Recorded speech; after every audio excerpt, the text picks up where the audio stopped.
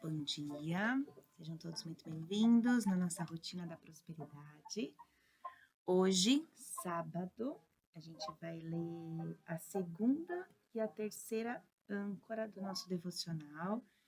A gente começou as 4 âncoras de Atos 27. Então, ele vai falar a respeito, de Deus, que a gente leu antes de ontem. Fé, que nós vamos ler hoje, comunhão com a igreja, hoje também, que alimenta a nossa alma. Então, antes da gente iniciar, a gente vai ler o versículo e vai orar. Então, capítulo 27 de Atos, versículo 25, diz: Assim, tenham ânimo, senhores. Creio em Deus que acontecerá conforme me foi dito. Em Hebreus capítulo 11, versículo 6 diz: Sem fé é impossível agradar a Deus, pois quem dele se aproxima precisa crer que ele existe e recompensa aqueles que o buscam. Em Tiago 2, capítulo 2, versículo 17 diz: Assim também a fé, por si só, se não é acompanhada de obras, está morta. Então, antes da gente começar a ler o nosso devocional, que é a segunda âncora, a fé, a gente vai orar. Pode fechar seus olhos e respirar fundo, suspirar. Senhor, meu Deus, obrigada, Pai. Obrigada por este sábado. Obrigada por estarmos aqui reunidas na Tua presença, nos apoiando, nos ajudando. Sabemos o quanto é importante, ter essa comunidade para a gente compartilhar nossas dores, angústias, buscar mais de Ti. Muitas vezes o Espírito Santo fala através de nós, Então, olha que bênção poder ser usadas pelo Senhor. Como o Senhor disse ali, sem fé, a gente não consegue seguir, fazer nada, e a obra precisa estar completa. A gente precisa aprender tudo isso e colocar em prática, a generosidade, a servidão, o amor, o perdão. Então, para que a leitura de hoje possa tocar os nossos corações, que a gente possa, a partir dessa leitura, nos fortalecer cada vez mais, entender qual que é o propósito do Senhor para a nossa vida. Muitas vezes as nossas agendas, elas estão lotadas e a gente se sente, às vezes, sobrecarregado ou travado em algum momento. Então, que o Senhor possa ministrar no nosso coração para a gente entender o que é prioridade na nossa vida, o que vem do Senhor, o que vai nos ajudar a nos manter firmes, fisicamente, espiritualmente, mentalmente, para cumprir o nosso propósito aqui na Terra. Te pedimos que o Senhor nos capacite, nos guie, em nome de Jesus. Amém, amém, amém.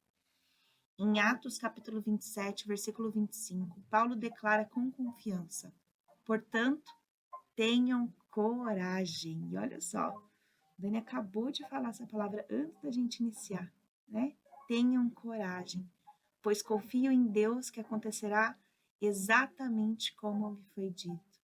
A fé de Paulo não era uma mera crença abstrata, mas uma confiança ativa e prática em Deus e em suas promessas.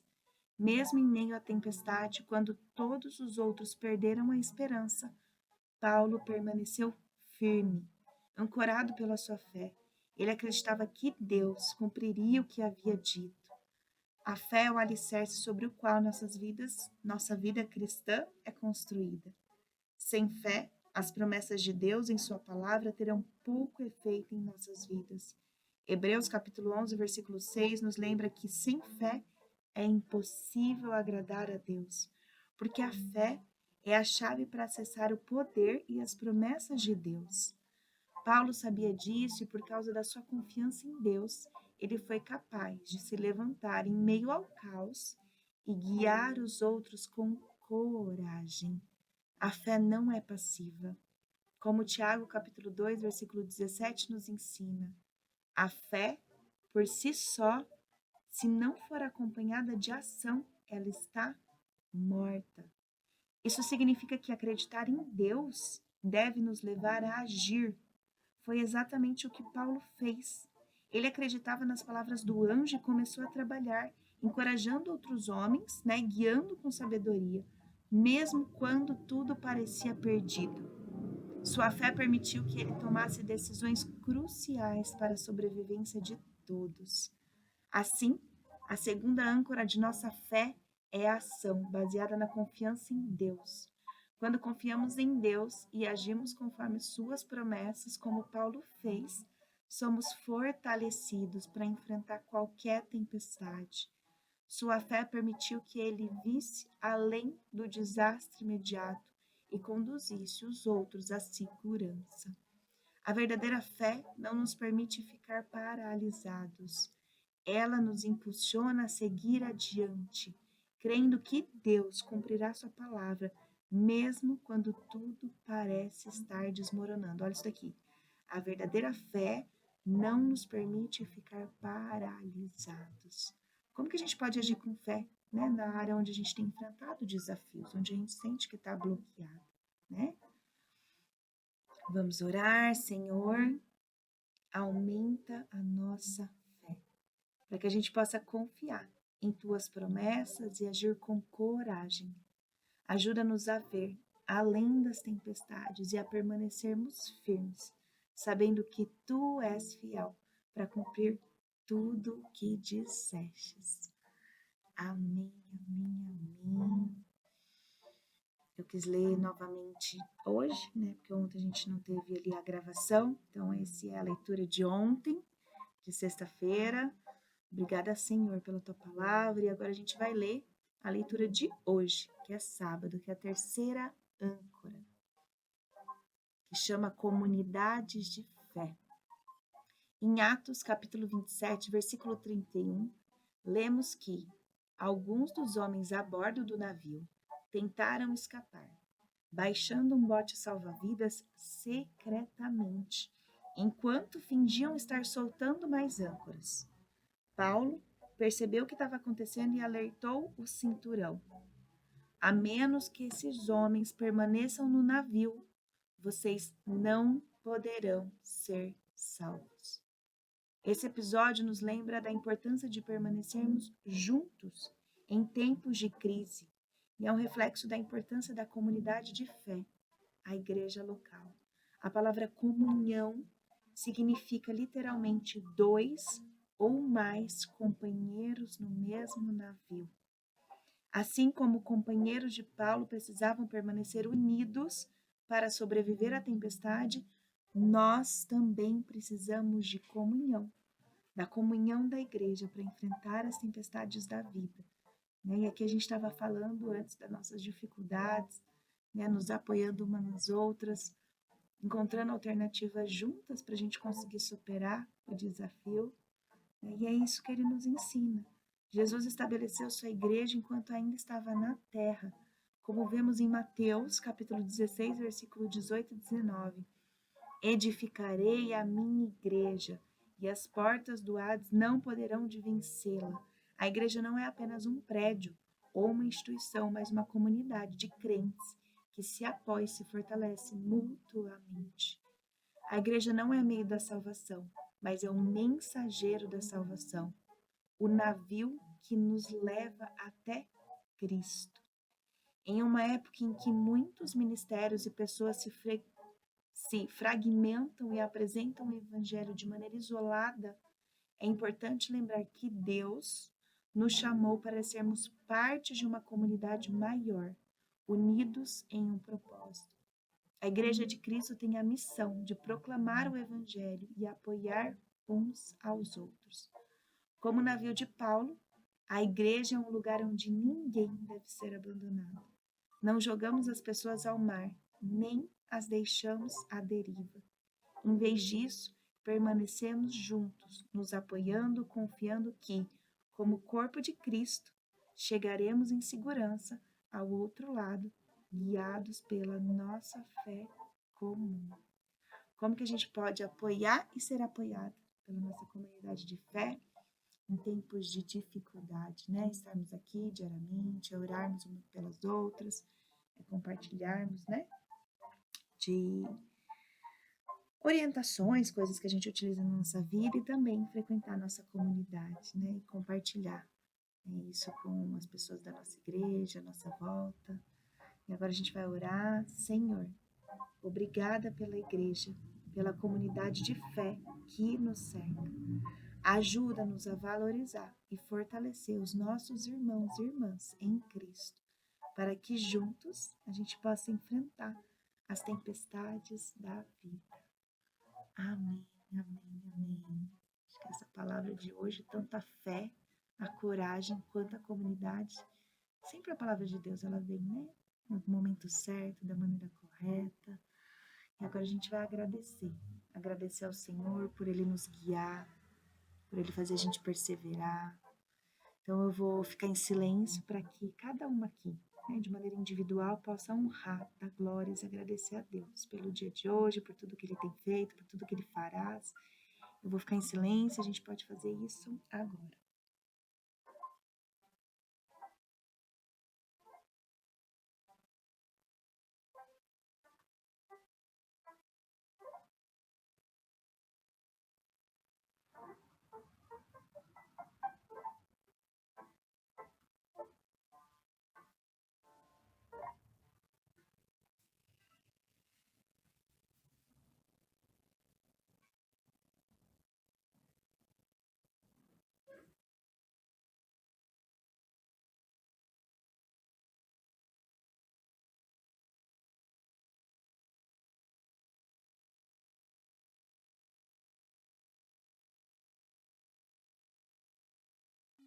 Obrigada, Pai querido.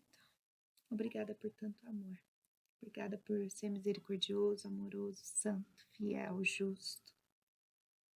Também queremos te pedir perdão, perdão pelos nossos pecados, perdão pelas nossas falas, atitudes, perdão por às vezes a gente procrastinar, por às vezes a gente não conseguir identificar de onde a gente consegue tirar o nosso ânimo e a nossa motivação.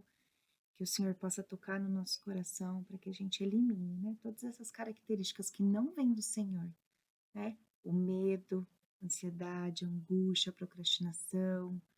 Que o Senhor possa tocar no nosso coração, porque sabemos, né, que o inimigo ele age e ele vai na nossa fraqueza. Então, às vezes ele vem para falar que a gente não é capaz, que a gente não pode, para a gente se sentir culpada, mas a gente sabe que o Senhor nos ama, que o Senhor nos fortalece e que nada é impossível para ti e que quando a gente se fortalece no Senhor, o Senhor cumpre a promessa na nossa vida. Então, que hoje a gente possa pedir perdão por tudo aquilo que não vem do Senhor e pedir para que o Senhor nos fortaleça nas características que vêm de ti, que é coragem, que é fé, ousadia. Que a gente possa também perdoar, Pai, todos aqueles que nos magoaram, nos ofenderam. Liberar esse perdão para que a gente possa seguir em frente.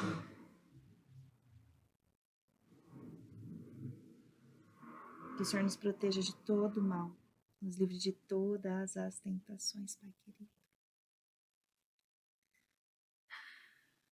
Também queremos orar pelo outro. Agora é o momento de profetizar palavras de bênção para nossa família, para os nossos filhos, pais, avós, irmãos, sobrinhos, parentes, comunidade, amigos, amigas. Pessoas que às vezes a gente nem conhece, que estão passando por momentos difíceis. Eu vou ficar em silêncio para que a gente possa orar pelo outro agora.